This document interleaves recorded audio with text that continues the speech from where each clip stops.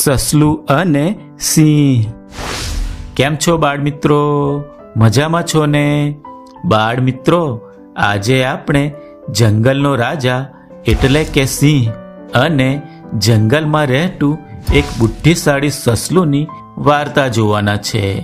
એ વાર્તામાંથી આપણે શું શીખવું જોઈએ એ આપણે વાર્તાના અંતમાં જોઈશું. તો ચાલો જોઈએ સસલું અને સિંહ. એક જંગલ હતું. એ જંગલમાં ઘણા બધા પ્રાણી પક્ષીઓ રહેતા હતા. જેમાં એક જંગલનો રાજા સિંહ પણ એક મોટી ગુફામાં રહેતો હતો. એ સિંહથી જંગલના બધા પ્રાણીઓ ડરતા હતા. સિંહને આવતો જોઈ જંગલના બધા પ્રાણીઓ ભાગી જતા. છતાં પણ સિંહ દોડી દોડીને કોઈ પણ પ્રાણીનો શિકાર કરીને ખાઈ જતો. આવી રીતે સિંહ તો રોજે રોજ કેટલાય પ્રાણીઓને મારીને ખાઈ જતો હતો. તેથી જંગલમાં પ્રાણીઓની સંખ્યા ઓછી થવા લાગી. તેથી તેની ચિંતા એક શિયાળને થવા લાગી અને એ વિચારવા લાગ્યું કે આવી રીતે જો જંગલના પ્રાણીઓ સિંહનો શિકાર બનતા રહેશે તો એક દિવસ આખું જંગલ ખાલી થઈ જશે. તેથી શિયાળે તો જંગલના બધા પ્રાણીઓને એક જગ્યાએ બોલાવ્યા. બધા પ્રાણીઓ ત્યાં પહોંચી જાય છે અને પછી શિયાળ બધા પ્રાણીઓને કહે છે, મારા વાલા જંગલના પ્રાણી મિત્રો, આપણે બધા સિંહથી ડરી ડરીને રહીએ છીએ. એ રોજે રોજ મન ફાવે એનો શિકાર કરીને ખાઈ જાય છે અને એના હુમલાથી રોજે રોજ ઘણા બધા પ્રાણીઓ મરી જાય છે. તેથી આપણે એનો કોઈ ઉપાય શોધવો જોઈએ. એ બધા પ્રાણીઓમાંથી ભાલું આગળ આવે છે અને કહે છે, શિયાળભાઈ, તમારી પાસે એનો કોઈ ઉપાય હોય તો તમે જ કહો. ત્યારે શિયાળ કહે, મને એવું લાગે છે કે આપણે સિંહને ભોજન માટે એની ગુફામાં રોજ એક પ્રાણી મોકલવું જોઈએ, જેથી રોજ વધારે પ્રાણીઓનો શિકાર ના થાય અને રોજ સિંહનો ડર પણ ના રહે અને આપણા જંગલમાં પ્રાણીઓની વસ્તી ઓછી પણ ના થાય. બધા પ્રાણીઓ શિયાળની વાતથી સંમત થયા અને બધા પ્રાણીઓએ રોજ એક પ્રાણીને સિંહના ભોજન માટે મોકલવાનું નક્કી કર્યું. અને પછી બધા પ્રાણીઓએ નક્કી કરેલી આ વાતને કહેવા માટે શિયાળ સિંહ પાસે ગુફામાં જાય છે અને સિંહને કહે છે, વનરાજ, વનરાજ, અમે બધા પ્રાણીઓએ નક્કી કર્યું છે કે અમે જાતે જ રોજ એક પ્રાણી આપના ભોજન સમયે આપના ભોજન માટે મોકલીશું. તેથી તમારે શિકાર શોધવા જવું પડે નહીં.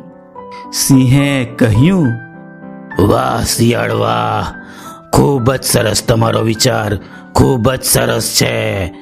તો આવતીકાલથી રોજ મારી ગુફામાં ભોજન માટે મારા ભોજન સમયે એક એક પ્રાણી મોકલજો અને જો નહીં મોકલશો તો હું તમને બધાને મારી નાખીશ.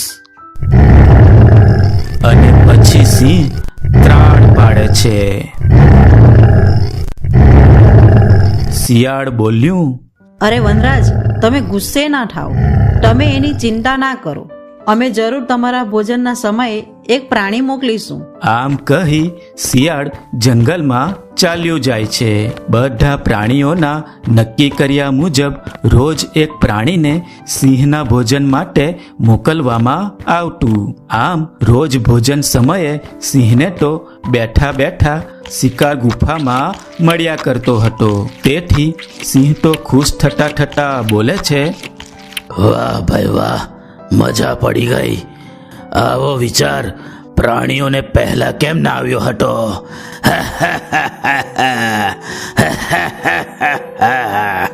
સમય જતા એક દિવસ એક ચતુર સસલુનો વારો આવ્યો. સસલુએ એક સરસ મજાની યુક્તિ વિચારી રાખી હતી અને સસલું તો ધીમી ધીમી ચાલે સિંહની ગુફા તરફ નીકળી પડે છે. અને સસલું જાણી જોઈને સિંહના ભોજન સમય કરતાં સિંહની ગુફામાં મોડું પહોંચ્યું. સસલું મોડું પહોંચતા સિંહ ગુસ્સે થયો અને પૂછ્યું, મૂર્ખ સસલા, તું તું કેમ મોડો આવ્યો? મારા ભોજનના સમયની તને ખબર નથી? મને ક્યારની ભૂખ લાગી છે. નિરાશ થઈ સસલું બોલ્યું, વનરાજ, મને માફ કરશો. મને રસ્તામાં એક મોટા સિંહે રોકી રાખ્યો હતો, તેથી મને આવવામાં મોડું થઈ ગયું. સસલું પોતાની યુક્તિ મુજબ બોલ્યું, મહારાજ, તે મોટા સિંહે તમારા માટે મને ખૂબ અપશબ્દો કહ્યા. આ સાંભળી સિંહ વધુ ગુસ્સે થયો અને ગુસ્સામાં ગર્જના કરવા લાગ્યો. ગુસ્સામાં સિંહ બોલ્યો, કોણ છે મૂર્ખ સિંહ? કોણ છે હરામખોર જેણે મને અપશબ્દો કહ્યા? કોની આટલી હિંમત? હું એને મારી નાખીશ. હું એને ખાઈ જઈશ. ક્યાં છે મૂર્ખ સિંહ? સસલું બોલ્યું, વનરાજ, ગુસ્સો ન થાઓ. હું તમને એ મૂર્ખ સિંહ પાસે લઈ જાઉં છું. સસલું કોપાયમાન થયેલા સિંહને જંગલમાં દૂર એક ઊંડા કૂવા પાસે લઈ જાય છે. કૂવાની પાસે જઈ સસલું બોલ્યું, વનરાજ, તે મૂર્ખ સિંહ આ કૂવાની અંદર બેઠો છે. સિંહે તો આટલું સાંભળતા જ કૂવા ઉપર ચડી અંદર જોવા માંડ્યું. કૂવાનું પાણી ચોખ્ખું હોવાથી સિંહને પોતાનું જ પ્રતિબિંબ દેખાયું. પણ ગુસ્સાથી લાલચોળ થયેલો સિંહ પોતાના પ્રતિબિંબને જ બીજો સિંહ માની બેઠો અને ગર્જના કરી બોલ્યો, એ કાયર, એ ભીરુ કાયર, એ ભીરુ કાયર. આટલું બોલતા જ પોતાનો જ અવાજ પડઘા સાથે પાછો સંભળાયો. આ જોતા જ સસલું બોલ્યું, જુઓ જુઓ વનરાજ, આ કાયર સિંહ કૂવાની અંદર જ બેઠો છે. સિંહ તો વધુ કોપાયમાન થતા કૂવાની અંદર છલાંગ લગાવી કૂવામાં કૂદી પડે છે અને એ સિંહ તો એ કૂવામાં ડૂબવાથી ખૂબ ધમ પછાડા કરે છે. બચાવો, બચાવો, કોઈ મને બચાવો, કોઈ પ્રાણી આવીને મને બચાવો, બચાવો, બચાવો, અરે બચાવો મને, કોઈ પ્રાણી આવીને બચાવો મને, બચાવો, અને ખૂબ ગર્જના કરે છે. પણ અંતે એ સિંહ કૂવામાં ડૂબી જાય છે અને આમ કૂવામાંથી આવતો અવાજ સાંભળીને જંગલના બધા પ્રાણીઓ કૂવા પાસે આવી જાય છે અને સસલું પાસેથી સમગ્ર ઘટના જાણે છે. દરેક પ્રાણીઓ ખુશ થઈને સસલુંને અભિનંદન પાઠવે છે. તો બાળ મિત્રો, કેવી લાગી આ વાર્તા? મજા આવીને આ વાર્તા જોવામાં? બાળ મિત્રો, આ વાર્તામાંથી આપણે શીખવું જોઈએ કે જ્યારે આપણી સામે કોઈ મોટી મુસીબત આવી હોય અને એ મુસીબત સામે લડવા માટે આપણી શક્તિ ઓછી પડતી હોય ત્યારે એ મુસીબત સામે લડવા માટે બળનો નહીં પણ બુદ્ધિનો ઉપયોગ કરવો જોઈએ, જેથી મોટામાં મોટી મુસીબતથી પણ આપણે બચી શકીએ.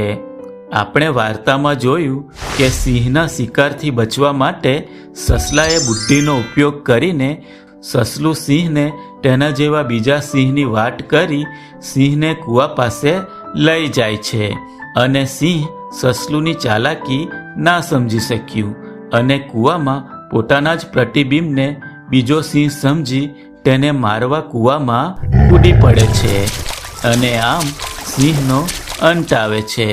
તેથી બાળ મિત્રો, મોટામાં મોટી મુસીબતથી બચવા બળનો નહીં પણ સસલુંની જેમ બુદ્ધિનો ઉપયોગ કરવો જોઈએ. બરાબર? તો આવજો બાળ મિત્રો, ફરી મળીશું એક નવી વાર્તા સાથે. આવજો. સબસ્ક્રાઇબ કરો આપણી ચેનલ નાવડીને અને જુઓ સુંદર મજાની વાર્તાઓ.